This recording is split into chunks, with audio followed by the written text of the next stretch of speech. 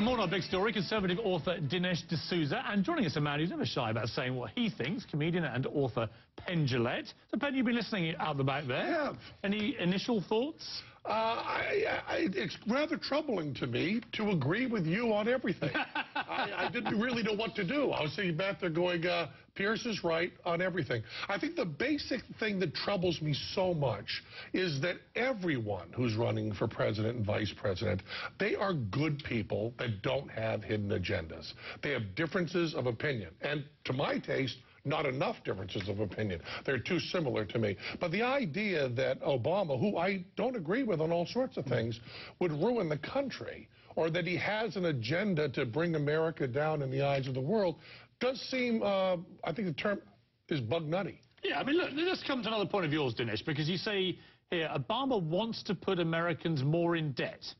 Americans have to endure the unfamiliar sight of Chinese, Brazilian and Indian visitors occupying the best tables in the best American restaurants. I mean, apart from the fact that why shouldn't they? Well, yeah. This concept, Dinesh, that Obama wants, he wants to put Americans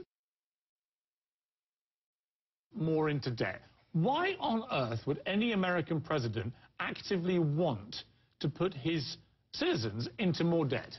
Because if American citizens and if our children and grandchildren are saddled with more debt, at some point they're going to have to pay that money back. A good deal of our debt is held by Kuwaitis and by Saudis and by Chinese, so debt becomes a way of settling America's global colonial debts in Obama's mind. Now, let me say a word here.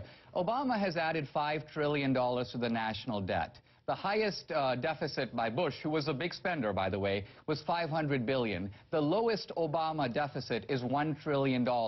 There's no doubt that if there wasn't a Republican Congress, Obama would have spent even more. Now imagine if he gets a second term, adds $5 more trillion to the national debt, America will be $20 trillion in debt, $10 trillion of that added by one man. So from George Washington... You're chomping at the bit here, get it? You sound like you have a conspiracy to bring America down. And well, of all the things you can say about Obama, that's just not true. And I'm not an Obama supporter, but what you're saying is insane and wrong. Well, you're attacking a complete straw man. We actually know that Obama has a hidden agenda. Obama leans over to the Russian President Medvedev, taps him on the thigh, and says, listen, Mr. Medvedev, I want to give you certain things about missile defense, but I need flexibility. You got to wait till after the election, because Obama's admitting that if I told the American people now what I wanted to do, they may not vote for me. Yeah. So wait till after the election and then we can do business. So we know he has a hidden agenda. We just don't know fully what that is. There's no doubt that that was a moment for those of us who don't like to be cynical that we had a lot of dancing to do on that. That was a horrible moment, well, and that was an agenda different than he's telling the American people. You're just right on that. Dinesh, here's the point, Dinesh. You obviously, you're a smart guy and you've got a lot of opinions. It's the way that you are trying. This is the point that Penn raised, which I agree with. It's not so much that we don't think you can criticize President Obama. Of course you can, on many areas. It's the fact that you believe there is underpinning all these things. Israel, Britain, debt, etc., America's decline. There is a sort of craven lust by President Obama to want to do all these terrible things, when, of course, that can't be the case. Well, all I'm saying is this. I'm offering a theory to explain Obama's behavior. I'm saying Obama, at his heart, is an anti-colonialist who believes that American superiority is bad for the world. He believes that America is a dominant power that projects its power badly in the world. What Obama would like to do is pull back America's footprint in the world, because he thinks we've been stepping on the world. So I'm not saying that he's an evil guy. I'm simply saying... Hang on, Dinesh. Let me jump in there. There is another way of looking at this, which is that actually a lot of the damage to America's reputation as a superpower had been done in the previous 8 years in the way that America responded to 9/11 by going into what many viewed as an illegal war in Iraq, with all the fallout that occurred there, then going to Afghanistan, committing hundreds of thousands of troops, American troops, at vast expense, which also drained the economy, when there were many other ways that you can go after bad guys in this world, as we saw with Gaddafi, when no American troops were committed and he got taken out, and there was a totally different game plan. Obama, perhaps, should be credited with actually not wanting to just stamp around the world, behaving like some sort of imperialistic bully, because that's how some people outside of America and some here have viewed what happened in places like Iraq.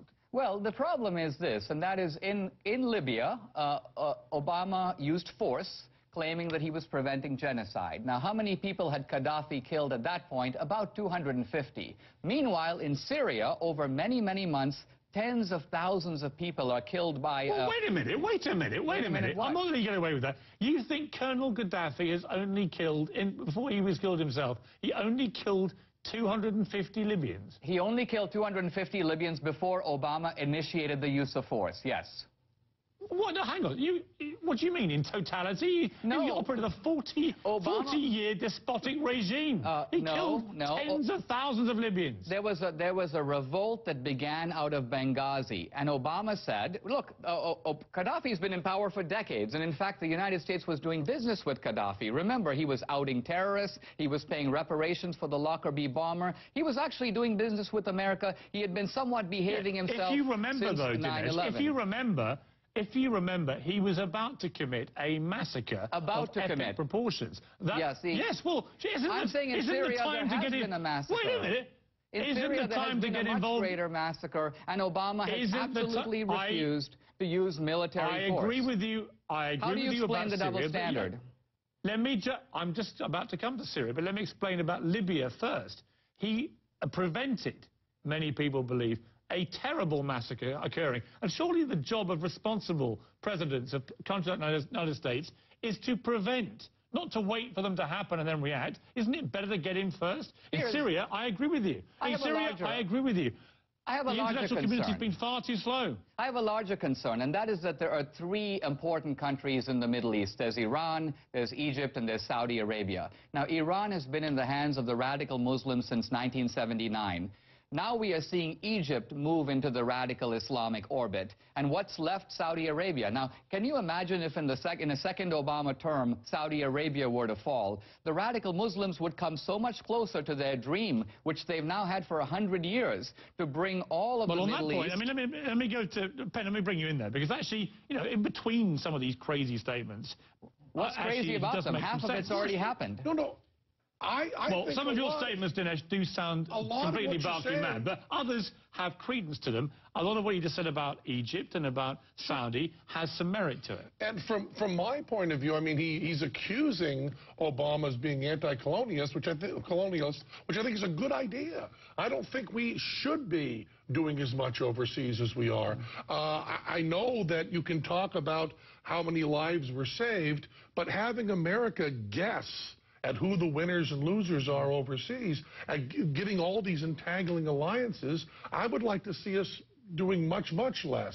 And here's the point you might agree with me. I disagree a little bit. I think we can wait. I think we can wait until damage is done and not have to predict everything, and certainly not be overseas nation building when our own country needs that. Well, I'm going to say, Dinesh, even though I don't agree with half of what you say, I rather enjoy the way you say it. So please come back again soon. I would love to. Nice to see you again. Ben, always a pleasure. Come back soon. Thank you.